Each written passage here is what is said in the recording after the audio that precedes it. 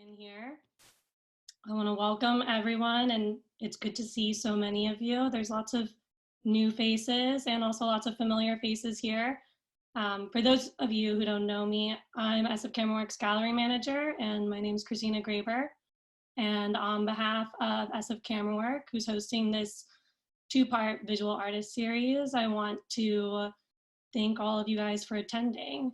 Camerawork is a membership-based nonprofit, and our mission is to provoke discovery, experimentation, and exchange in the photographic arts. And the event today has been made free and open to the public, but we hope that you'll consider joining us as a member if you aren't already. And Erica is going to share a link to this part of our website where you can become a member in our chat in just a moment. So before we begin, I'd like to go over just a few house rules and reminders. So we will be recording the entire length of this talk today. So if you do not wish for your image to appear, please turn off your video. Also, we have put all of you guys on mute. And if you aren't on mute, please put yourself on mute and stay on mute until we enter the Q&A portion of the event. This will just help eliminate any part of background noise in our video. And the presenters are going to share first. First, they're going to share their work, and then we're going to open everything up to a Q&A. And if you guys have any questions along the way, please feel free to put those questions in the chat, comments as well. And then our moderators are going to make sure that all the questions are answered throughout the presentation or at the end. So I hope you'll stick around to the very end for some casual interactions, some Q&A, and yeah, we'd love to hear from all of you guys today. So without further ado, I'm going to hand everything over to SF Camerawork board member and programming chair, Erica Gentry. Hi, everybody. Thanks so much for coming. Our president of the board, Michelle Branch, would like to say a few words before we start. Oh, thanks, Erica. I appreciate it. Can you guys hear me okay? We sure can. Okay, perfect. So, hi, everybody. I just wanted to extend you a warm welcome. My name is Michelle Branch, and I'm the chair of the board of SF Camerawork. I really just thought it was important to welcome everyone today and give you a really heartfelt thank you for being here as part of our community. Today is a really momentous day for so many different reasons. We're seeing people fighting for social change and racial justice. We also just witnessed the launch of the SpaceX Dragon rocket, which was also really exciting. And it's a really important time in our community. Also, today we're going to be talking about what artists have produced and seen during COVID-19. And so Victoria and Erica will talk about that. I want to welcome the artists, Klea, Adam, and Irene. And I just want to thank all of you. So you're very important to us. And it's a special day today. And I just wanted to, again, thank you for being here. Thank you so much, Michelle. And thank you, Christina. Thank you all for coming. It's my pleasure to present artist, curator, and educator, Victoria Mara Heilweil, who will be our moderator today. She, in her own artwork, uses photography to transform subjects that are so ubiquitous they are often ignored and overlooked. A detective in the urban environment, she seeks out marks, stains, and traces of time in the human space.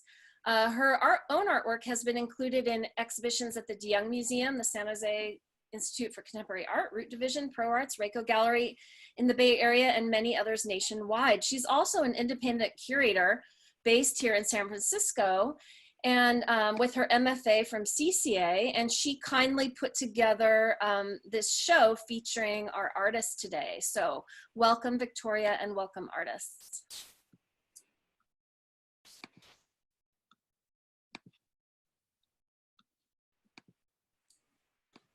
Hi, welcome. Thanks everybody for coming today, and thank you so much to SF Camerawork for hosting this, and for Erica for helping to spearhead this. So yes, my name is Victoria Heilweil, and I am an artist and a curator and an educator in the Bay Area. And like many of you, my life changed pretty dramatically once we were told that we had to shelter in place. And my response as an artist was to make work. My feeling was that I really needed to make pictures. I actually wanted to have a daily ritual, and I felt for myself it was really important for me to take a walk every day and be outside every day, which has been really important for me. And so I paired my own project with that walking. And I was sharing my work on Instagram. And as I was sharing my own work on Instagram, I was seeing many of my peers, both photographers and other artists that I know, and some that I don't know as well, also sharing projects that they were starting and the ways that they were trying to find their own inspiration and their own way through this time that is very uncertain. And thinking about how making work for me gave me a certain amount of structure in a time that maybe was missing structure or had less structure. And so I was really inspired by everything that I was seeing in terms of what my peers were doing, including the three artists that we'll be talking today. So my curator hat, of course, went on, and I thought about, well, how could I have an exhibition of this? And so first I was thinking, well, maybe afterwards we could have some kind of exhibition, but it seemed like it was important to do something right in the moment. And I was so pleased that Camerawork went along with my harebrained idea of hosting it on their Instagram feed and sharing their projects with this community. And so I'm very excited that this discussion and the discussion next Saturday will be an extension of this conversation that was started on Camerawork's Instagram and on their website called the Quarantine Picture Show. And there's a link right now in the chat that was posted in case you haven't seen it. And so the artist that will be speaking today is Klea McKenna, Adam Thorman, and Irene Carvajal. So I'm going to share my screen so that you all can see their fabulous images while they speak. And once I share my screen, I will introduce Klea McKenna, who is going to begin our discussion.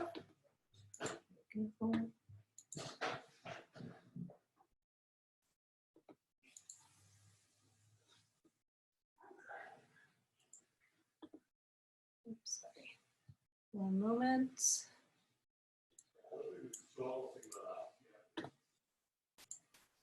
Okay, so I'm going to start off by introducing Klea McKenna. And so again, feel free as we go along, if a question comes up for you or a comment, please put it in the chat. We will be monitoring all of your questions and comments. And after the three artists have done their presentations, I'm looking forward to a very interesting conversation about many of the topics that they'll be discussing in their talks right now. Okay, so I'm very happy to introduce Klea McKenna.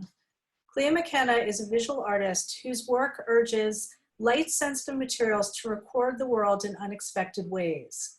Her photographic reliefs subvert photography's reliance on sight by making photographic images rendered through touch, pressure, and texture. In her work, broken patterns from the landscape and from cultural artifacts become allegories for human emotional experience and explorations of historical traces.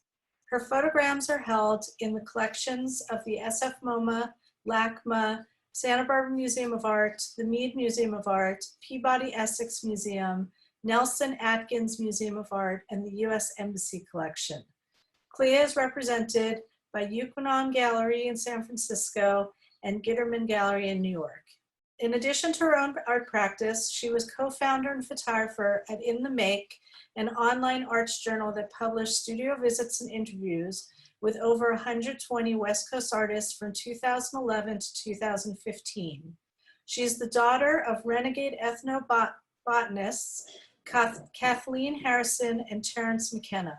Klea lives in San Francisco with her husband and their young children. And with that, I'm very happy to introduce Klea McKenna.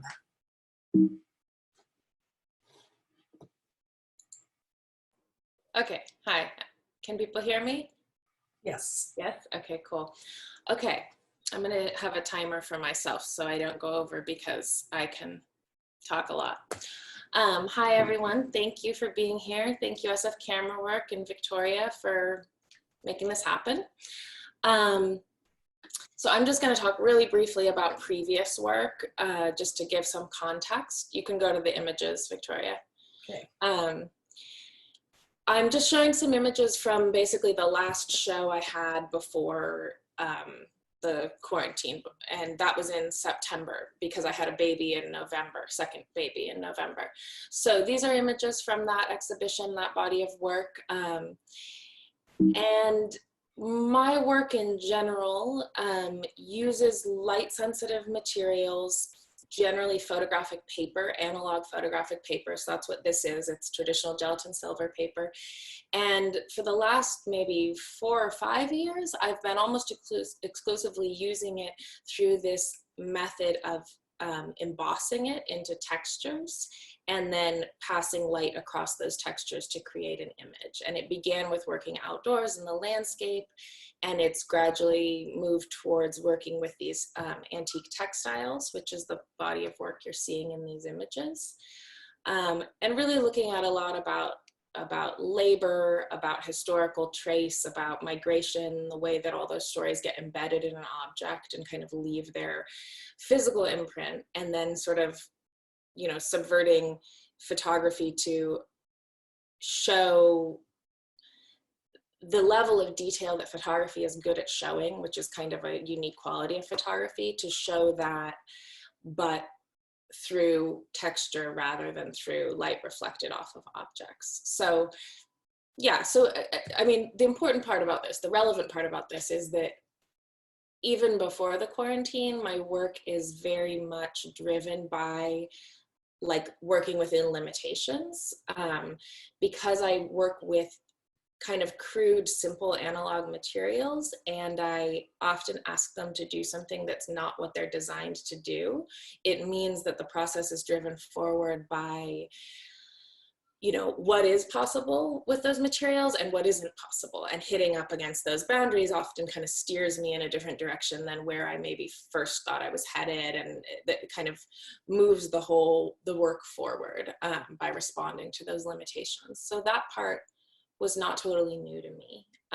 This image you're seeing now is a mural that I made on the exterior of the gallery space that kind of accompanied the show of photograms that was inside the gallery. So, so yeah, all my work the last decade is photograms of one sort or another, but utilizing different kind of techniques and materials. So this is the work I'm doing now and during the quarantine. And just to be clear, most of these pictures you're seeing, that's not the work. That's like, it's like documentation of the process of making the work. So this is a picture of my daughter revealing the test strips. So basically when the quarantine began, it became kind of clear to me that I was right away gonna have to find a way to make my kind of work and to make something that at least would give me that outlet without being able to go to my studio or have access to my darkroom or have help from my assistant. And yeah, I have two small kids. I have a 5-year-old and, you know, when quarantine began, a 3-month-old who's now a 6-month-old also. And so, sorry, I can't keep up with these images, but that's okay. Just let them wash over you. But so those are my kids. And immediately before quarantine, I had been working on a project sort of in the back of my mind, but doing some testing, which was, I was testing different kinds of ink, colored inks, to see which ones were most archival, most light fast. And that was for a whole different project that has not happened yet. But in doing that testing, I noticed how extremely unlight fast some of these inks were. So much so that I thought, wow, that's almost like a photographic medium, you know, that's almost light sensitivity when something fades that quickly with UV exposure. And so then when the quarantine happened, I happened to have those inks and materials in my house. And I thought, okay, I've got sun, I've got sunny front windows, and maybe I can make really, really slow photograms. I also had handkerchiefs because that was something I had collected in collecting textiles for my previous work. I had collected some of them, but I hadn't really felt connected to them. They seemed too delicate and sentimental and small to me. Most of my work is extremely large, and they just hadn't I hadn't connected with them. But then in the context of disease and of a pandemic, they seemed to suddenly sort of mean something different. You know, the handkerchief is an object that's about health and personal care and hygiene, protecting oneself. It has this really intimate quality because you carry it on your body. It's meant to absorb, you know, sweat and snot and tears. And so there's this kind of relationship to the body. But then it's also, to me, a symbol of compassion because, you know, back when people used to carry handkerchiefs, if someone was crying or upset, you would offer them your handkerchief. Right now, that would seem filthy, but yeah, so suddenly that as a symbol, the handkerchief made a lot more sense to me. So I figured, okay, that's my negative. And I started basically coating sheets of watercolor paper with these inks, putting the handkerchiefs on them and leaving them in the sun for a long time. And there's a lot of technical detail involved behind that, but it's a very, very simple process. Anyone can do it.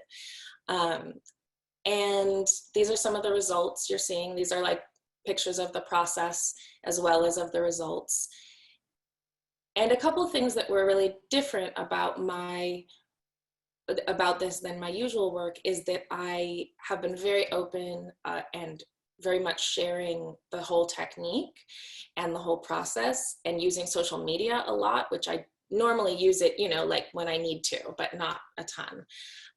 But I felt like because of the need for connection during this time and the need for a sense of call and response between artists and viewers, and also because it is a really simple technique and anyone can do it. And I thought this is an opportunity. You know, people often ask me for like the technical how-to of the work I make, which it's, you know, it's pretty involved and you really got to put in the time, right? But I felt like with this work, I was like, I could share this and like students can try it, anyone can try it. And I wanted to see what that felt like, to be really open about it. So yeah, so these are some of the images that I'm making.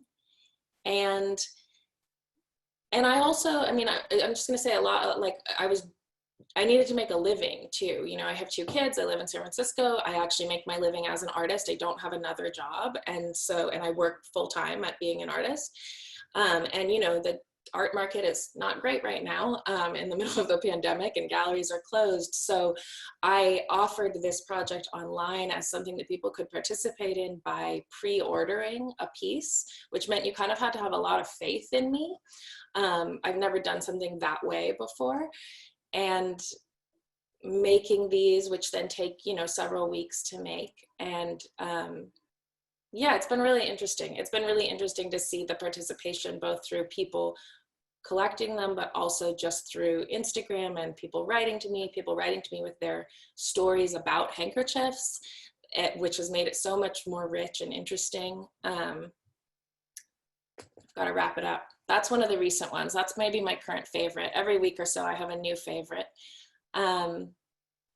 Yeah, so let's see. Oh, I know. I'm not going to get into the technical stuff here because I've put so much of that online. So in addition to sharing it on Instagram, I've done a kind of blog on my website that I update every week with like the progress of the technique, what I'm learning, what I'm changing, pictures of my kids helping me, pictures of the newest results. So if you are interested in the technical part, you can go to my website and see that.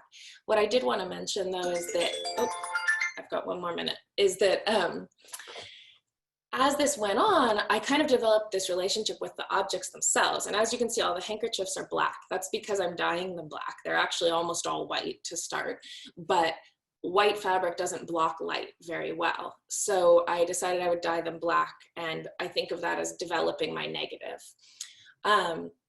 They work much better when they're black. You get way more detail. But it also then, you know, while I made that choice for a technical reason, once I started doing it, it felt like this really strange sort of morning ritual to take all these beautiful, delicate white handkerchiefs and dip them in, you know, black dye. And then they have to lay all around my house and my deck and my garden to dry. And they have this sort of appearance of like a like a flock of crows or bats, or, you know, they have a kind of bodily but also kind of spooky quality to them that felt really right and really representative of the duality of this experience of the pandemic, where I'm making these images in which they're very animated and almost like have this kind of anti-gravity floating in color look. And then the actual objects have this very kind of organic skin-like quality, like things that have been shed or used up. And also, when the black fabric is in the sun for the duration of the exposure, it also fades. So in a way, you get a kind of photogram on the fabric of its folds as well as the resulting image. So right now where I'm at, just in the last couple of weeks where I'm at with this project, is kind of these images that you're seeing, which are my like allowing myself to imagine a future world in which we look at art in person again together and imagining how might I want them to be experienced in that kind of a context. And as I've been working with them, you know, I'm working with them in quantity. There's a lot of them, and I love seeing them that way. And they sort of take on this quality of like, each one is like an individual in a crowd. And then they each have this shadow version of themselves, which is the handkerchief. And so I really want them to be seen in a big group, and I want them to be seen with the objects of the handkerchiefs as well. And so I'm starting to play with those kind of sculpturally, how I might install them. Yeah, and I'm just doing a ton of it. And I think, you know, I didn't talk much about like, I don't know, the feeling of working at home and all of that, but I think you see in my pictures that my family's very entwined in what I'm doing because, you know, we live in an apartment in San Francisco, so they have to be. And also I think in the Q&A, we'll get into some of that kind of stuff. So thank you guys for listening.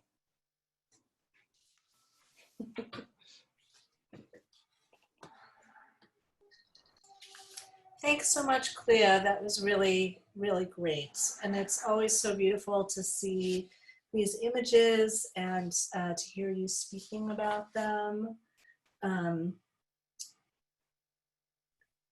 So I'm just making a quick note. Okay, so our next presenter is Adam Thorman.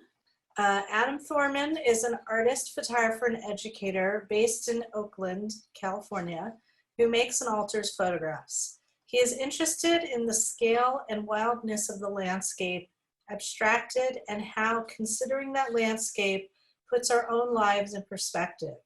He is constantly pulled between his love of a mysterious straight photograph and his feeling that a photograph isn't enough and needs to be altered. Much of the way he sees the world was nurtured by his mentors, Philip Purkis and Bill Jenkins. Adam teaches photography and is the art department chair at the Athenian School in Danville, California.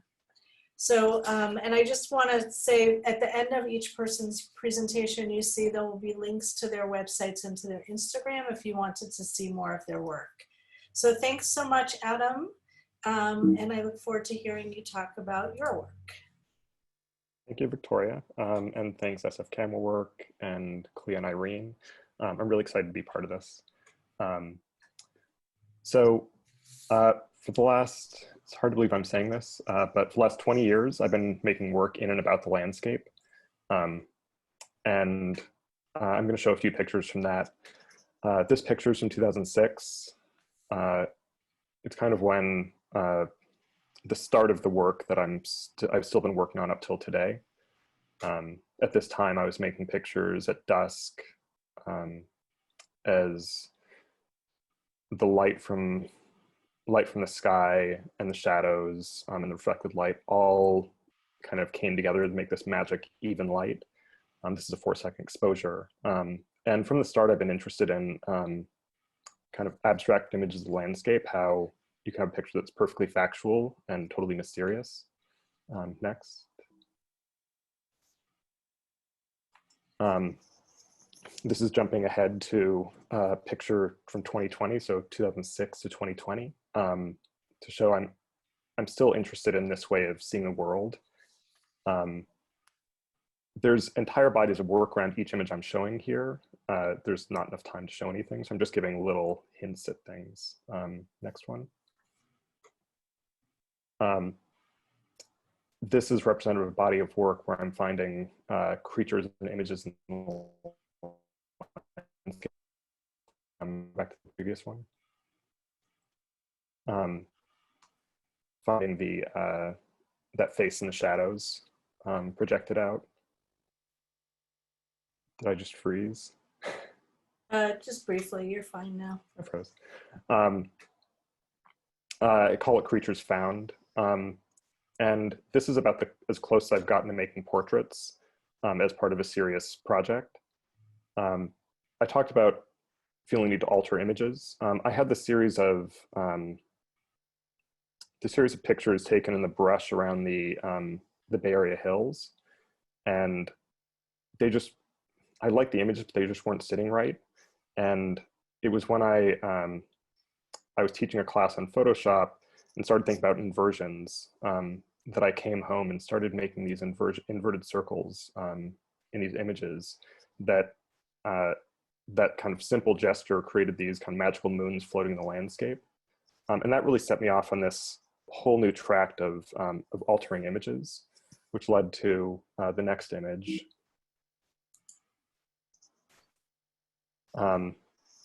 Which is these images that I'm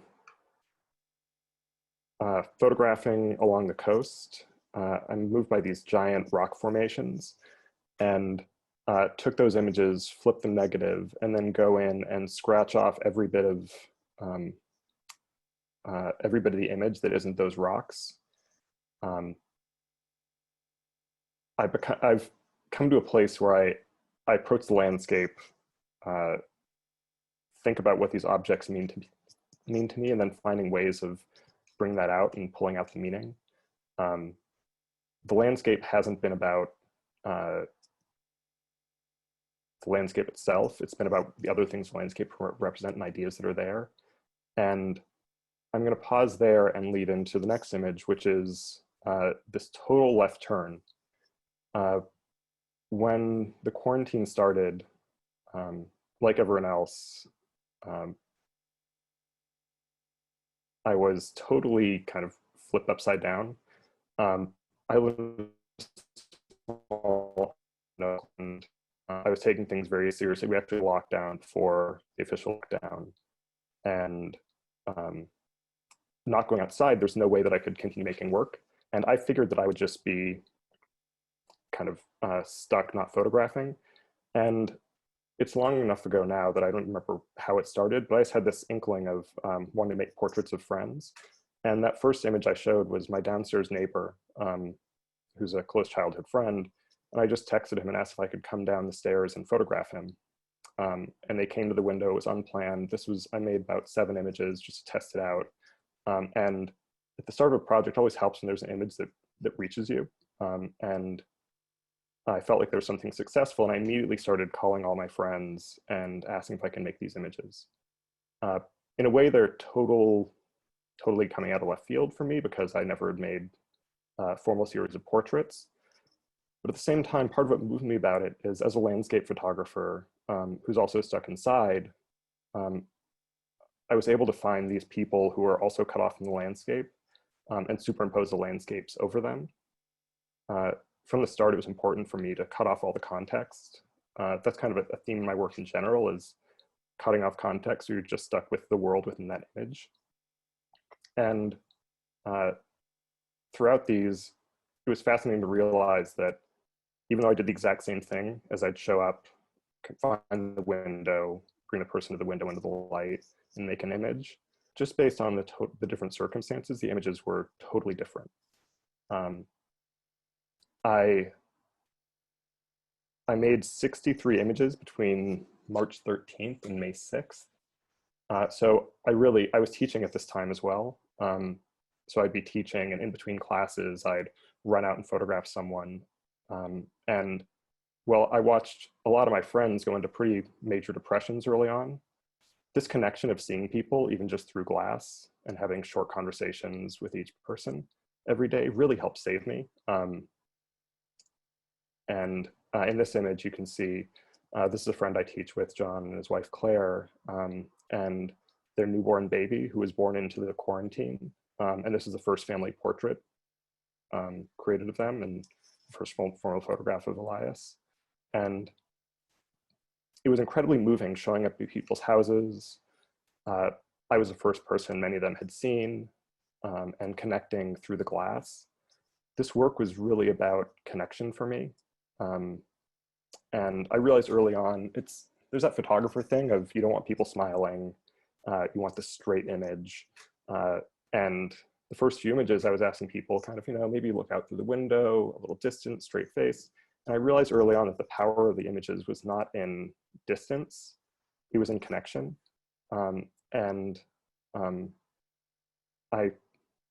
You learn as you photograph, and there was a trick I learned of if some people were looking a little too dead and straight, if I smiled at them from behind the camera, even though they could barely see my face, that would usually elicit a genuine smile and connection.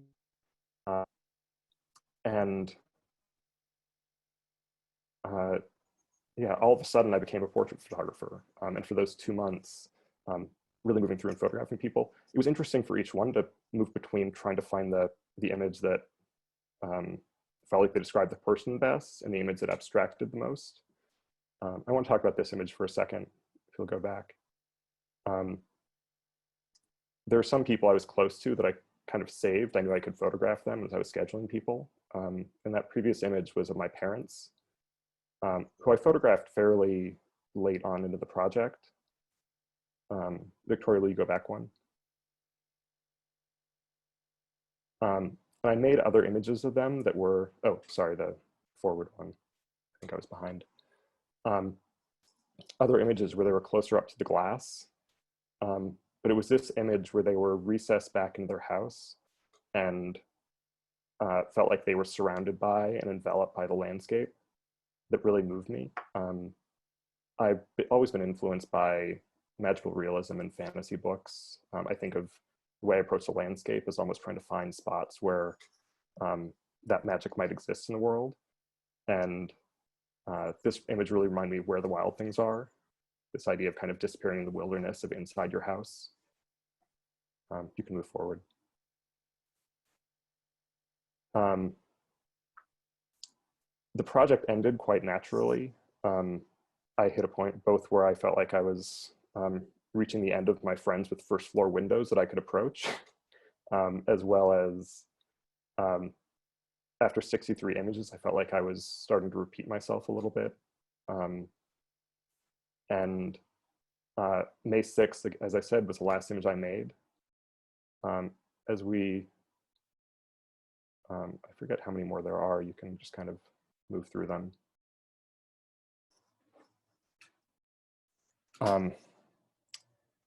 As I reached the end of these, kind of miraculously, I kind of woke out of my stupor. I wasn't able to think very creatively while I was doing this. I was really, this project was all I had. And my old work felt like it was really far behind me and I couldn't imagine making it. And through making this work, kind of the world opened up again and I started making landscapes again. And the next image here was an image I made a few days ago of the water reflecting on the aquatic park in Berkeley that flipped negative. Felt like it represented this feeling of this time. It's kind of exploded, almost oil spill or destruction mixed with the beauty. And then the last image I have is an image I just made about 2 days ago of when I was shaving, some water spilled on the sink, and with the light on it, just lit it up and was glowing.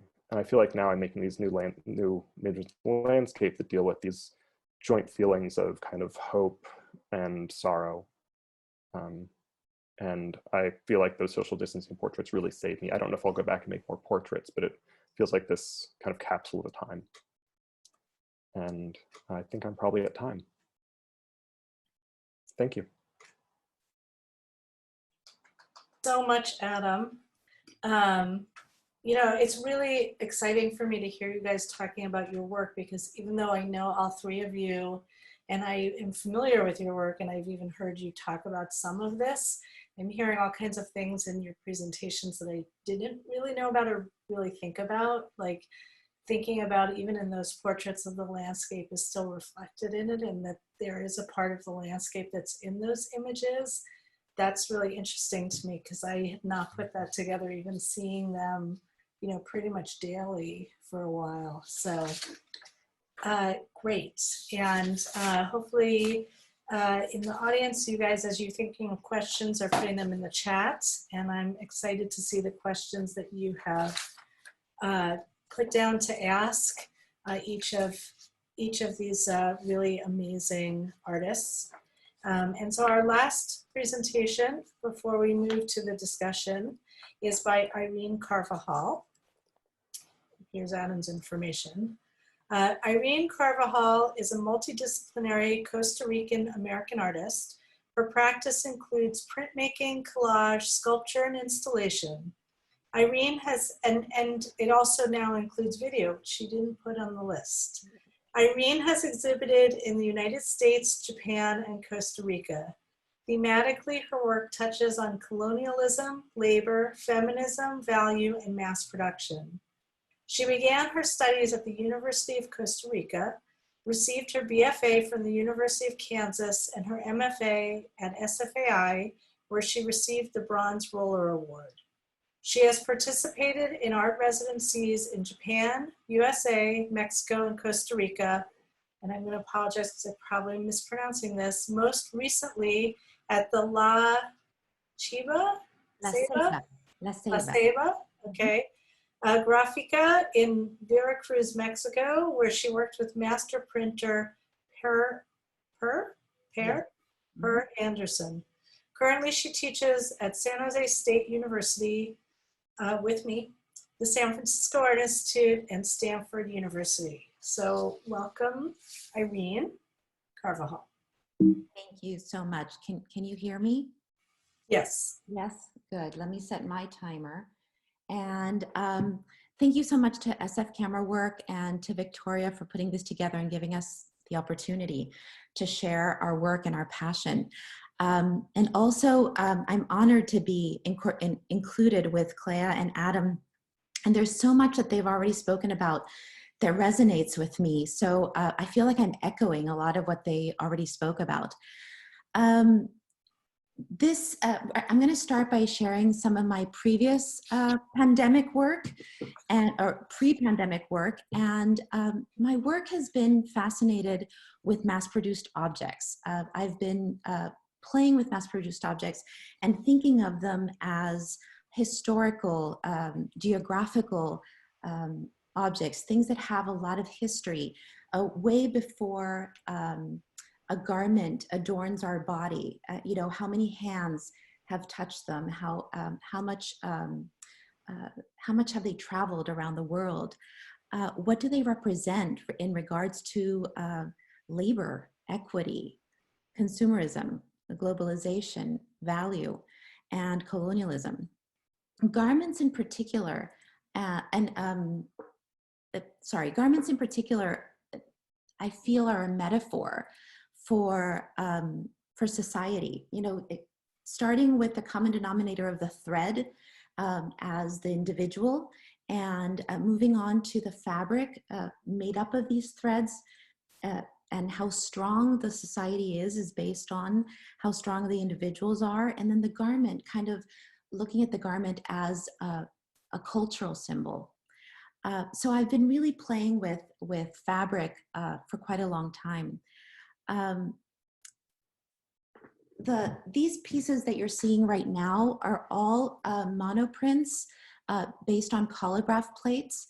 What I do is I graft a fabric and kind of Frankenstein it, if you will. None of these are actual garments, or none of these existed as a garment ahead of time. These are all grafted out of bits and pieces of garments and run through the press. So I'm playing with this idea of the metaphor of the pressure of the printing press, and the pressure of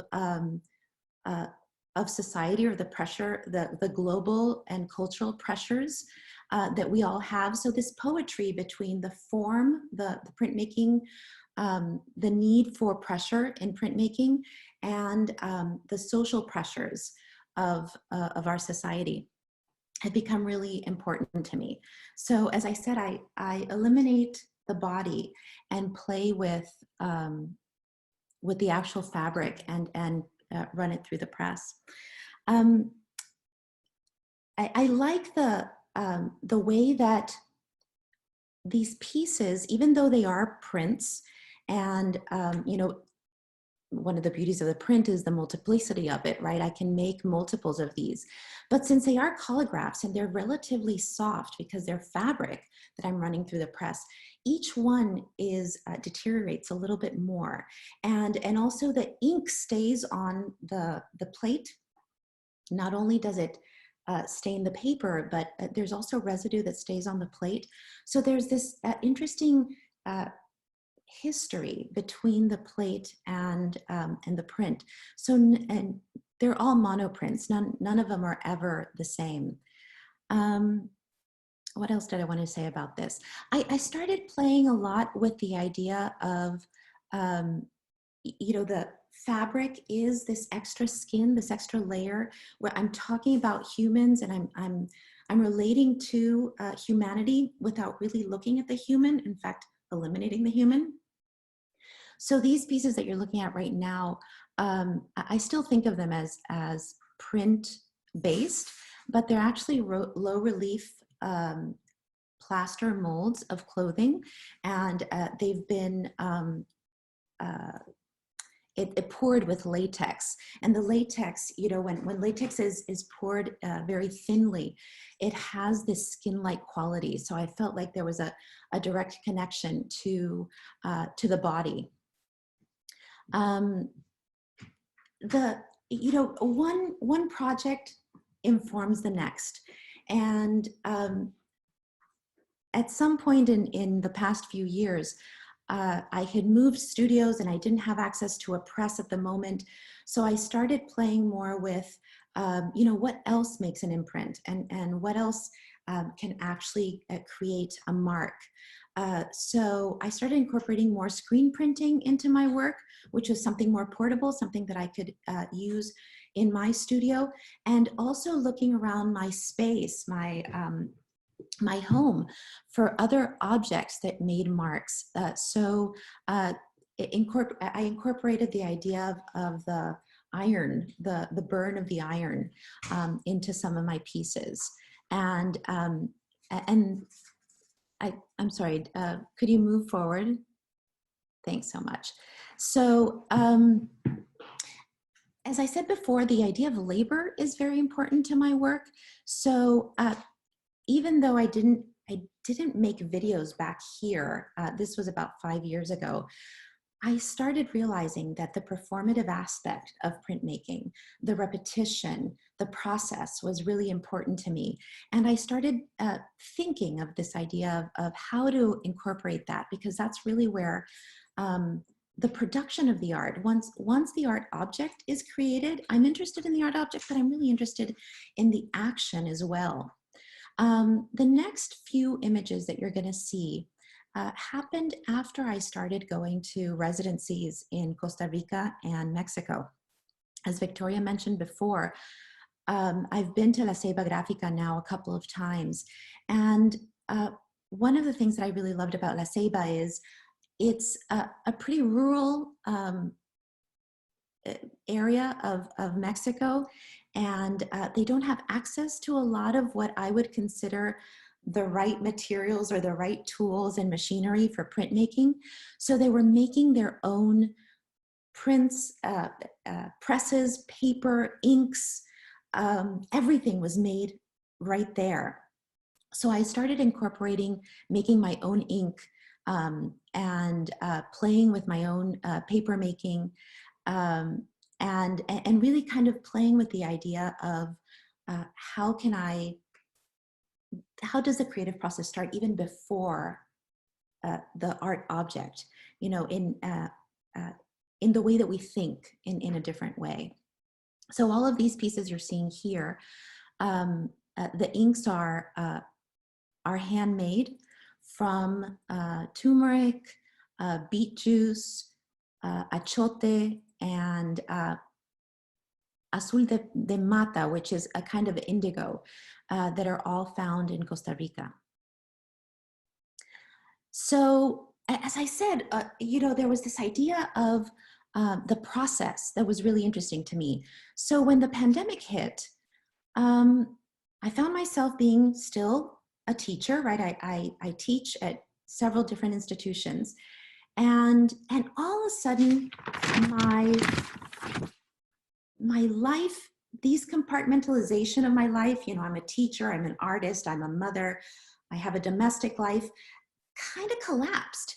And I was always a teacher, always an artist, always a mother. It was all happening all the time because I was always at home, I was always at work, I was always in the studio.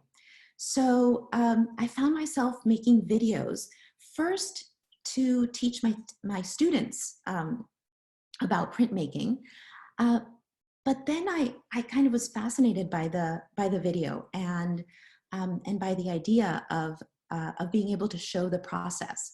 This piece that you're looking at right now was kind of started out to inform my students about how to do a multicolor print, but also it was my homage to Andy Warhol and kind of playing with the idea of if Andy Warhol were alive during the pandemic, he would have not chosen the Campbell soup can, but he would have chosen the Purell bottle or a roll of toilet paper or a mask to play with, because these are our pop culture images of today. Go ahead, yeah, thank you. And then that led me down to kind of a more poetic route, if you will.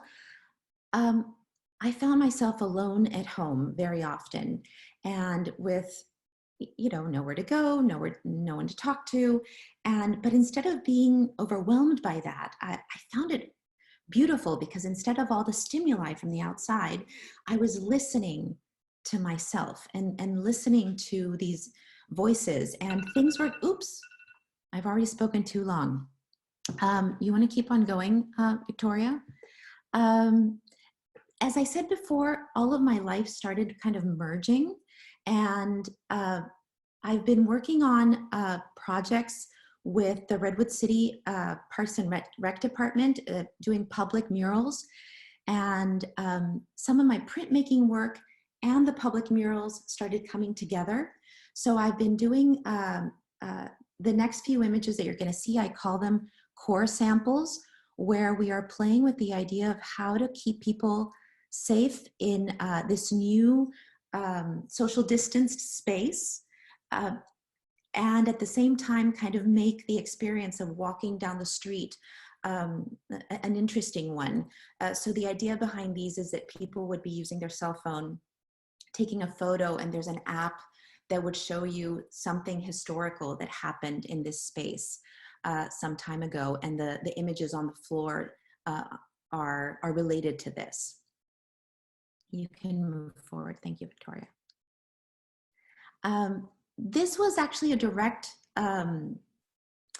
response to something that has been in my brain for quite a while, and that the pandemic gave me time to work on. I live in Pacifica, and just off of Linda Mar Beach. And as you probably know, Gaspar de Portola, the Spanish explorer who first came to San Francisco Bay, was the first Spaniard, European to see San Francisco Bay and record San Francisco Bay, landed at this beach. And so I've been playing with this idea of that the Spaniards basically took their first steps towards exploiting and invading the Bay Area through the beach where I live. And I am, in essence, in this video that you're going to see here, returning nature, or returning the landscape to nature by erasing colonialist footprints.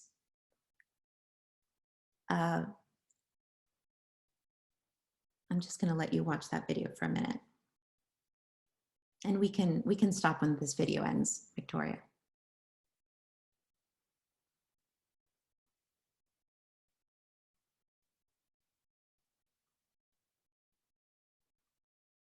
Do you want to talk about the last video, just what it is that you're looking at? Sure.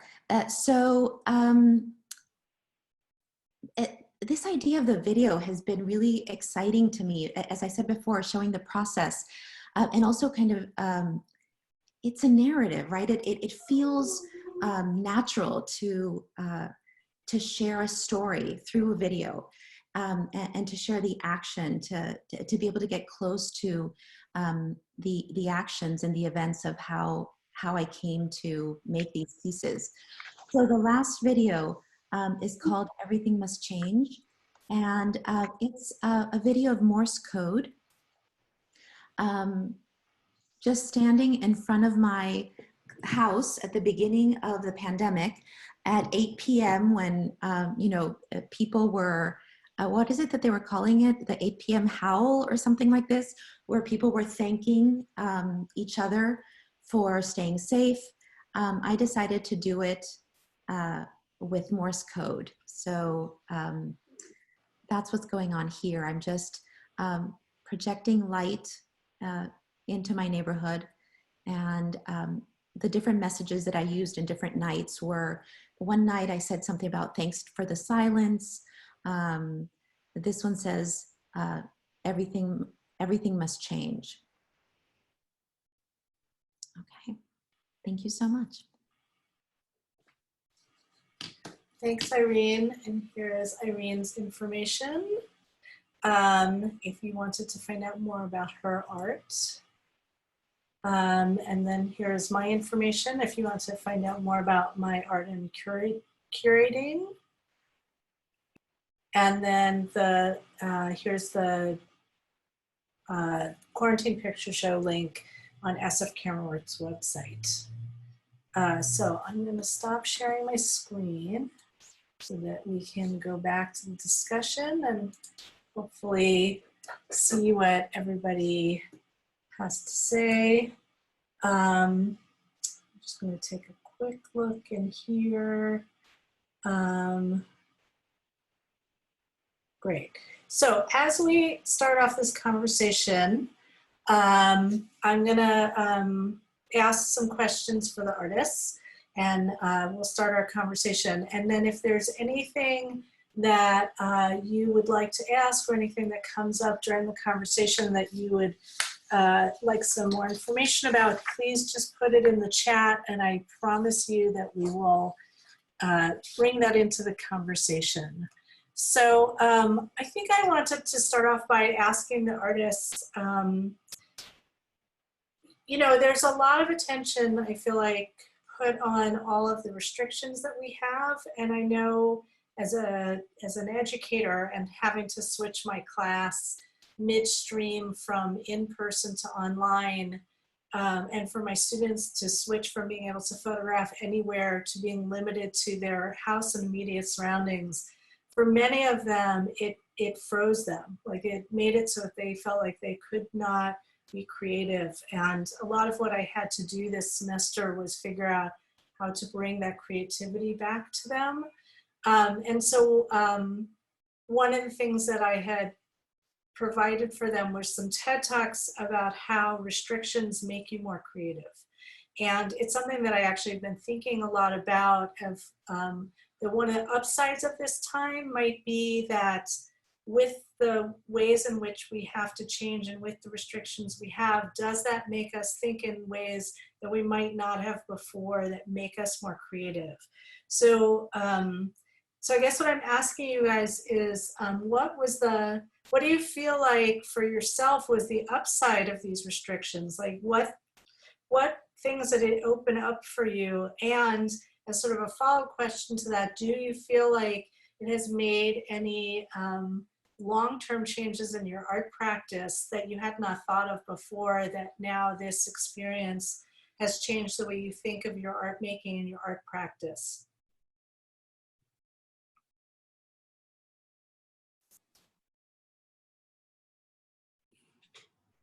You might have to unmute yourself because I see Irene is talking, but it's muted. I was just going to ask if you wanted to follow a certain, do you want a response from each of us, or how would you like to do this? I think for this question, I'd love a response for each of us. Okay. Or each of you. Sorry, Okay. trying to like do two things at the same time.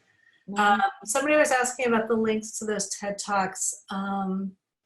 I'm on a different computer. I can send that to Camerawork and maybe they can send that out or post it somewhere. It probably won't be during this discussion. Okay, so Irene, you were going to start by answering. Sure, why not? Okay, so let me make sure I am, okay, I'm open there. For me, I'm on the same boat as you are, right? I'm an educator, and a lot of my students were frozen and felt that there was no way that they would continue with their art practice. As you mentioned before, I'm from Costa Rica, and one of the interesting things about being from a third world country is that we don't have the best of everything, and we often have to do with less. And so a lot of that upbringing of, I call it MacGyverism. I don't know if you guys remember the 1980s show MacGyver, where he could make like all sorts of weird things from, a shoelace and a couple of pieces of something that it was in his back pocket. I think of Costa Ricans as being these kind of MacGyver people, that this is part of their identity. So I started asking my students to look around their environment and consider everything around them as an art object. And so that was actually really exciting, and I started doing the same for myself. I found this time really introspective. I find that the discipline that I've attained is something that I'm going to continue forward with. I hope so. And I was also inspired by, for instance, the artists of the Arte Povero movement of the 1960s and 70s, the Italian art movement, where you look at your environment as potential art all around you. I'm going to stop there. Okay. Klea, I think you were going to answer also. Yeah, I think for me it was really just out of necessity, kind of, in that there's no other way for me to stay sane, kind of, than to make art. Like, it's how I process my emotions. It's how I carve out space from all the other parts of life to exist in the way I need to exist in my own mind. It's how I feel like myself, and so I don't think there was a question for me of like, will I make art during this time or not? I think I just make art. It's like, I just have to. I think what more I had to now, because I mean, I think this experience right now is really different for parents than non-parents, but for parents, it's really hard to be home all the time with your kids and have no school and no childcare and all of that. And so I just had to have something that was my own, kind of. Then, of course, I had to involve my daughter, the older one, she's 5, in it as well, just so that I could be able to do it, so that there could be time for it. In terms of like, what will I carry forward? I mean, there's some practical things. I think for the last couple of years, I had been trying to bring some color back into my work, which was largely black and white for a while. Not always, but just for the last several years. But I was just like inching toward it and chipping away at it ever so slowly. And I had brought color back into that last body of work, but it was like this really limited color palette. And I think what I'm doing now just sort of like busted that wide open. And it was just like, okay, now I'm just using like all the colors of the rainbow. So I'm hoping that will, rather than having to like gradually dip my toes into that now, like, I'm just in it with color, and I hopefully will be able to bring that to whatever I do after this period. I'm hoping there is an after. The other kind of more broad thing, I think, is, for me, one of the reasons that it's been a generative period, I guess, is that I think that the number one like enemy of creativity is self-doubt. And you know, it's so easy as a professional artist to go into a place of being hypercritical of what you're making and kind of, you know, tearing it apart before it's even finished. And I think during this time, there's been a little bit of freedom to like, you know, no one's buying work anyways, shows are getting canceled anyways, so you might as well just make whatever you want to make and like not be critical of it and not really worry too much about how it will go out into the world or how it will be perceived. And so it's I think it's been kind of liberating. And certainly for me, I sort of let myself make things and play with ideas that I wouldn't have taken too seriously before. And then I find that often when you do that, you move through that initial idea towards something that maybe is, you know, worth really pursuing. So I would love anyways for myself and for others to kind of hold on to that, like giving ourselves a little bit of allowance to be a little freer and a little bit less critical of our own work. In the moment of making, you know, I think it's great to be critical of your work after it's made, but there's plenty of time for editing and critiquing later. But while we're making it, I think there's been a feeling of freedom lately that's been a positive.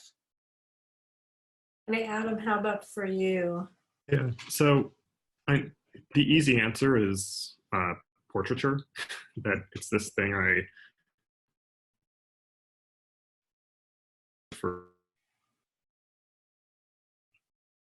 it's now become a real option for me as far as making creative work. The kind of deeper answer is kind of one of my core beliefs about art is that meaning is contextual. It's something that I teach about. It's core to how I make work and relate to other people's work.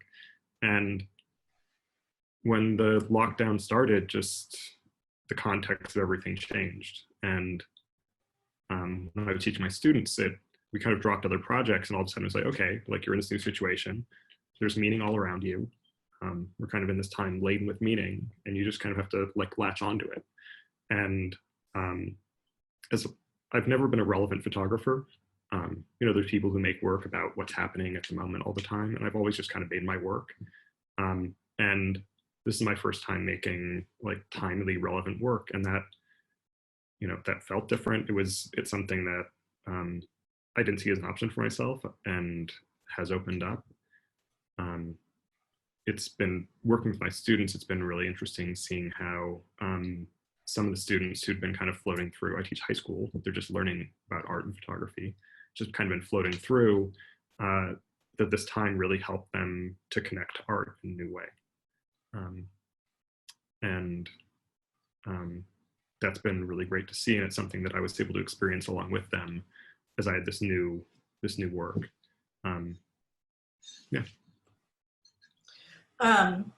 So one of the notes that I made while all of you were talking was this idea of process versus the end product. And I kind of want to come back to something that Klea was talking about, because I'm finding this also in my own practice, that there is something for me really freeing about this time and this idea of play, that I think when you get to a certain point with your art, and especially if you are more established like Klea is in your career, that sometimes play starts to fade a little bit, or starts to seem like maybe you don't have the time for it. And that there's something interesting now about not only maybe having more time, but having more space to play, that I'm finding really interesting. So the next thing I was going to ask is, how do each of you maintain your connection to your artist community, or to your artistic community? How are you maintaining that connection during this time? I'll respond to that. Can you hear me? Yeah. Okay. Yeah. Well, one thing is I'm part of a couple of critique groups, each of which meets once a month, but one of them is quite small and intimate.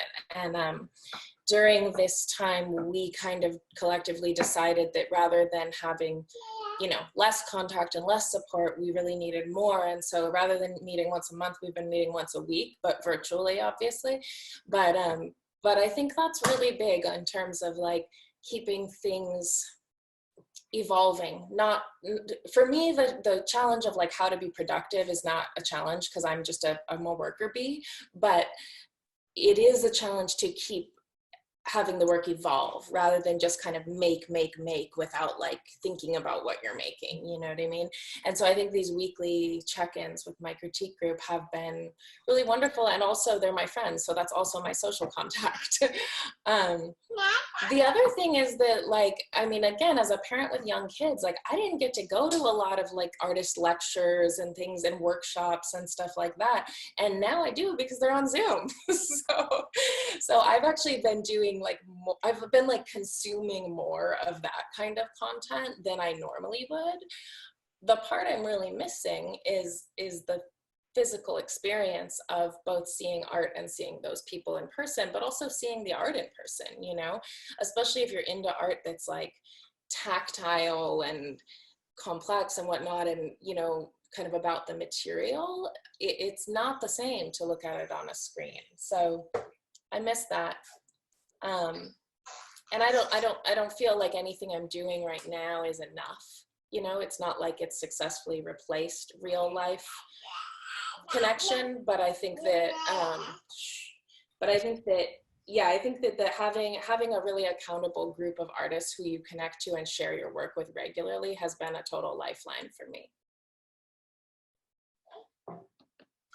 And I saw Erica just posted the June members critique to sort of highlight connection to other photographers and artists. Adam, you were going to answer. Yeah, I mean, now's a good time to talk about Instagram. I was kind of got to posting a picture a day for this project for 2 months. And all my crit groups have kind of collapsed, so I don't currently have a critique group. But through this project, both Instagram became that place of sharing, and I'll post things, but I'm not very active, and kind of force myself for connection to become more active. And it felt like I was a lot closer to the community because of that. And then also with posting work daily in this project, people responding to, people would send me other things, and other discussions happened around that, which was really fulfilling. There's also the fact that a lot of this project had me going to see friends, some of whom I hadn't seen in a couple of years, and a lot of them are artists. And so there were discussions around art with every person as I'd arrive. You know, oftentimes like kind of through a window or from the bottom of steps to top of steps, a little 15-minute discussion. But as I was coming there to make work, we'd talk about art. And so those are the things that really helped me. But since then, being stuck at home, I've done something I've seen a lot of other artists do, which is take a project I hadn't had time for and reach out and try and finish it. I'm working on a book that involves collaboration with a bunch of writers, and I've been making new work for that and sending it out, and having all these discussions and expanding kind of network of people to talk with. So it's things that I normally wouldn't have time to do, especially during the school year. We're normally has to wait till summer, and I've entered this really generative period of reaching out and connecting from home. Great. Okay, my turn, I guess. So I'm going to echo a lot of what Klea said, and Victoria knows this because we belong to the same critique group. We've also been ramping up our critiques. We used to meet once a month. Now we're meeting twice a month, and this time is very important to me.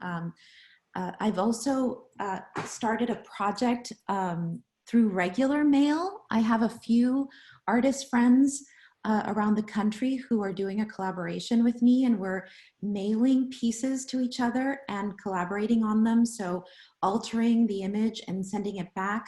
So I don't know where the work is going right now. In fact, I don't even know where my pieces are at the moment. There are 2 or 3 different pieces out there. But that's been really, really important. The fact that I'm not commuting, you know, in my normal life, I commute like 3 hours a day. So those 3 hours have all of a sudden become this wealth of time, right? I feel so lucky to have this time now. So I'm posting more on social media. I'm horrible normally on social media. I rarely post, and I'm doing a lot more of that. And having time to reach out to my friends who, you know, for the most part are artists. So I'm actually feeling very, very well connected to my art world. Of course, I do miss the physicality of art, of the art object. But it hasn't been that painful. If anything, I feel like the connections that I'm making or reconnecting with people right now that I have the time to do so has been really valuable. Okay, and Irene, Aaron Wilder actually had a specific question for you. He said, I'm wondering if you can talk more about your work on the beach in Pacifica. I'm particularly curious about the erasure process of the colonial footsteps. If you could provide more context about that. Sure. So we didn't see the whole video, but basically I've created, the pattern behind me is, I've been playing with a whole bunch of patterns. These are all Talavera patterns from Spain.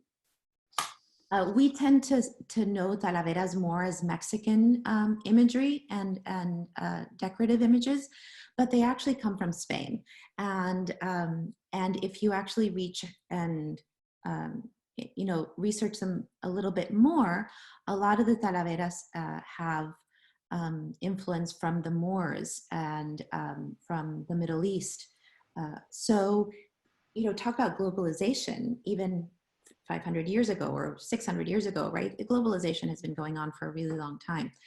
So what I've been doing is I've been taking these patterns that I'm using as symbols of globalization, and I cut them out. These are all laser cut out of plexiglass. And I've been creating a pattern on the beach. Of course, timing it, and the video is only 2 minutes long, but it really takes me several hours and several days and attempts because I need to make sure that the tide is right and the light is right and. So I tile a piece of the beach, and then I record the waves coming and erasing and removing these footsteps off the beach. So in essence, I'm kind of playing with this idea that the landscape had been domesticated, and I'm allowing the landscape to reclaim itself, you know, and giving nature a chance to reclaim itself, which in a way is part of what I think of when I think of this pandemic. You know, one of the positives that has happened with all of us using less cars, right, right, the air quality is better. Animals are coming back to areas that humans had taken over. So in a way, I feel like Mother Nature was pushing us, you know, pushing against us and asking us to step back and give her a moment to heal. Adam, you also have a question for you. As an artist and also a high school photography teacher, how do you translate this unique opportunity or challenge with COVID to students to explore their own art as a medium to navigate all of the uncertainty, and how does this impact your own art? Yeah, great question. For me, a lot of teaching photography to high school students is about giving them a language, and you know, every art form is a different language, and you have to learn the technical elements, but you know, learning the basics of language isn't really the important thing. It's learning how to communicate in it. And you know, as I mentioned before, for a lot of kids, it's hard to connect a piece of art they're making with meaning, and I have to spend a lot of time really working on that. And when this happened, it just became so immediate. For a lot of the kids, even after we did, in March, we did a unit on, when I thought it was the only time we'd be at home, a unit on how to connect with this global pandemic from home, and talking a lot about metaphor. How can you make something from within your own home that speaks to what we're all dealing with around the world? And when things opened up a little bit, but we were still home in kind of April and May, a lot of students chose to continue on with that. And it was, you know, in a way, it cut down a lot of what we could do, put in these limitations, but it also really showed them how photography can connect with meaning in the world. And, you know, every teacher is always taking influence from their students. It's, you know, you don't steal from your students, but it's a generative process. As you give to your students and you see them make stuff, it just gives right back to you. And it's been really inspiring to see how my students stuck at home, having a lot of time doing work, have been able to actually make really great, rich photo projects. And really inspired me as a teacher to see that at a time when everything else is falling apart, art really did give these students something meaningful. Great. And then, yeah, I found that very much with my classes too, with my college classes. Some of my students said it gave them actually more time to work on their projects. And in the end, they all made some kind of incredible, really thoughtful work around this time. So the last thing to kind of end this that I was gonna ask all of you is kind of on a broader scale. So you could talk about it for you personally, but also on a broader scale. You know, do you think that artists and art making has a role during this time in the pandemic? And if so, what is it?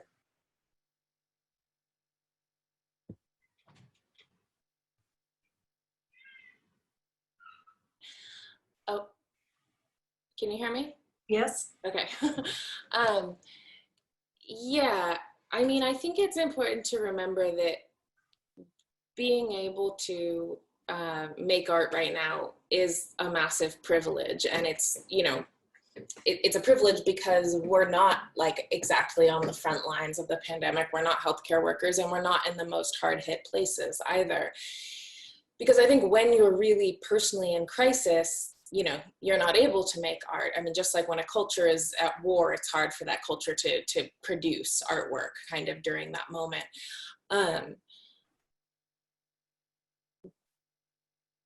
But I think if you have the ability to, then making art is obviously for the individual is a way to process their experience and the trauma they're witnessing or seeing or whatnot, but it also is on a collective level. And so while, you know, I certainly can go down the path of feeling like, what is this? What is the point of this right now? There's like such bigger problems happening, kind of. I also think that in the long run, it is very important for the identity of a culture to have creative production, both during, but as well as it's about the things that are traumatic. And if you look back throughout history, you know, the art and music and whatnot that was made in response to really difficult, challenging times is part of what helped the culture kind of like evolve. And it's also what marks that time. And we need that. We need to see the experience reflected back, you know? So while we're definitely not saving lives, I do really like believe in the value of it. And also I think like it's important individually and culturally to have there be a space that is not about just, you know, capitalism or whatever the culture is like the day-to-day, what has to be done. And in this moment also, so much of that is about kind of numbers and statistics. Like we're all, like if you're not on the front lines of this crisis, then you're experiencing it largely through these kind of abstract forms of information, right? Like we hear the death rates here and the infection rates here and charts and graphs and numbers and I don't know, I think we need another way to perceive it as well, or to have carve out a bit of room for a more like poetic way to experience it. And I think the arts, not just visual art, but the arts is part of where we can do that.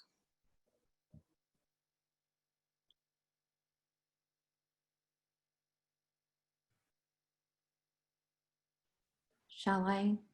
Yeah. Okay. Please. Not just today, but I always think of artists as cultural investigators. We are the people who ask the questions and who pose alternatives and perhaps offer diverse and different voices. So I think that you know, difficult situations in history is when artists have to speak up. And I totally agree that it is a privilege, but it's also a responsibility of ours, I think, to offer up for future humans what it was like to be a human being through this moment.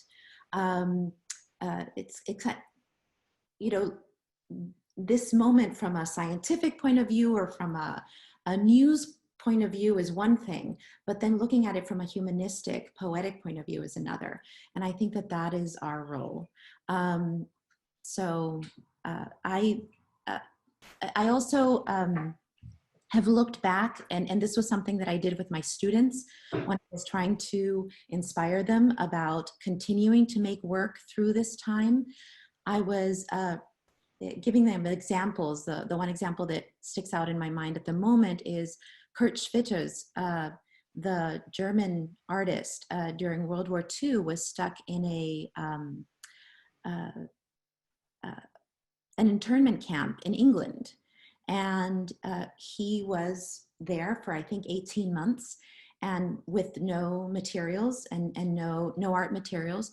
And that didn't stop him. You know, if anything, he created a lot of collage and sculptures with whatever found materials he had at his disposal. And I think that this is really important for humanity.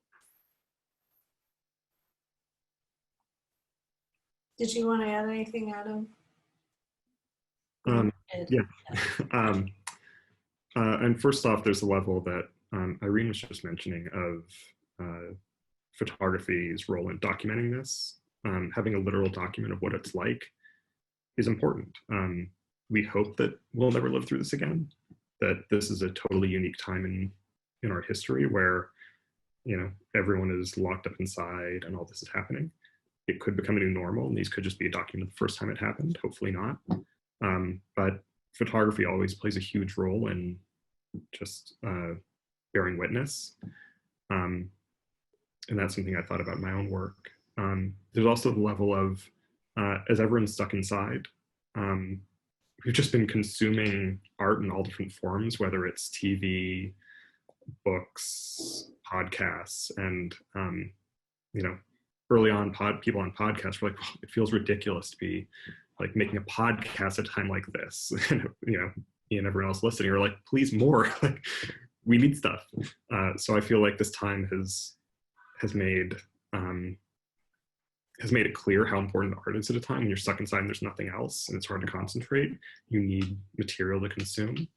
And then there's just kind of the idea of poetry and beauty. And at a time when you're feeling down, seeing a beautiful thing or seeing something translated in just the right way is moving and reminds us of our humanity. And I feel like this time has really, rather than making art seem unimportant, in kind of all three of those ways, has made art seem vital.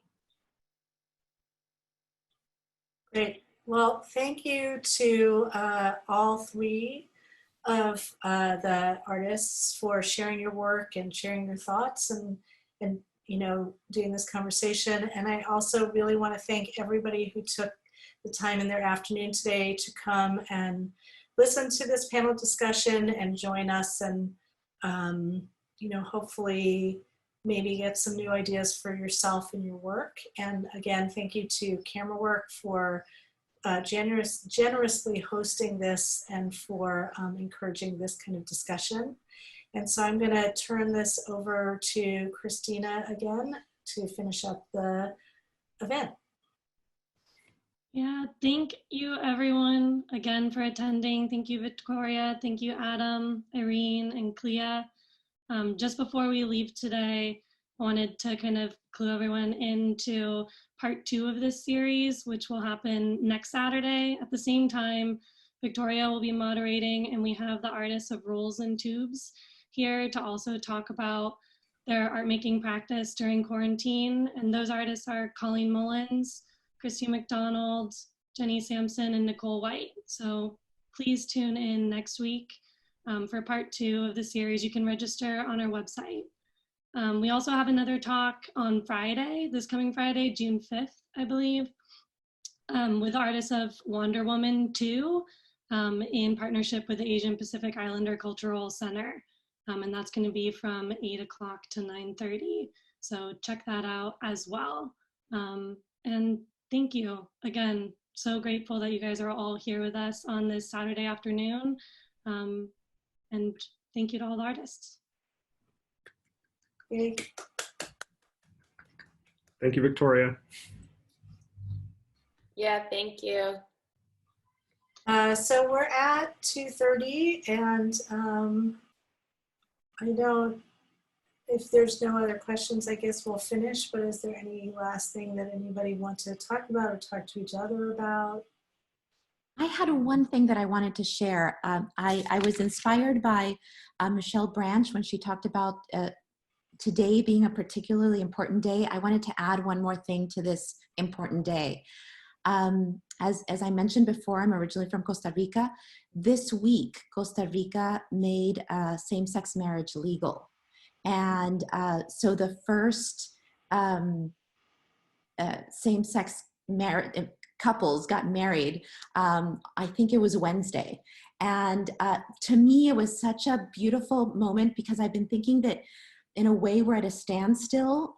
You know, this virus has taken us hostage in certain parts of our lives, and realizing that not everything is at a standstill and that there's still momentum, there's still beauty, there's still things changing was really exciting. So I just wanted to put it out there. Thanks. Thank you for sharing that, Irene. Thank you, Irene. Wonderful. Yeah. All right, well, everybody have a great rest of your day. Thank you. Thank you for tuning in, and Thanks. see you next Saturday.